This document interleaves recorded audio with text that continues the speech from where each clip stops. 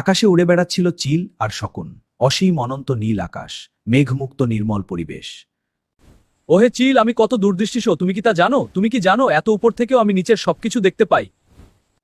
হয়তো তোমার কথা সত্যি, কিন্তু ভাই, কথার কোনো মূল্য নেই। তুমি দূরের জিনিস কেমন দেখতে পাও? এসো তার একটা পরীক্ষা হয়ে যাক। দেখ, ওই দূরে একটা গমের দানা পড়ে আছে। অত দূর থেকে? গুরু হোক আমাদের পরীক্ষা। তখন চিল আর শকুন দুজনেই উড়ে উড়ে নিচের দিকে নামতে লাগলো। শকুন বিজয়গড় উৎফুল, কারণ আরেকটু নামলেই সত্যি সত্যি সে গমের দানাটা সংগ্রহ। যখনই শকুন গমটা আনতে গেছে তৎকটা পায়ে, শকুন টের পেল তার আর মুক্তি নেই। শকুন টের পেল তার আর মুক্তি নেই। অনেকক্ষণ চেষ্টা করলো, কিন্তু যতই চেষ্টা করে ততই শকুনের পা কঠিন বন্ধনে আটকে যাচ্ছে। বোঝা গেল শকুনের ভাগ্যে আর মুক্তি নেই। এই ঘটনায় চিল অতিশয় দুঃখিত হল। কি আশ্চর্য ব্যাপার, অত দূর থেকে তুমি সামান্য গমটি দেখতে পেলে, আর এত নিকটে সে বড় ফাঁদের বন্ধন না। তোমার দূরদৃষ্টির পরিণাম বড় ভয়াবহ।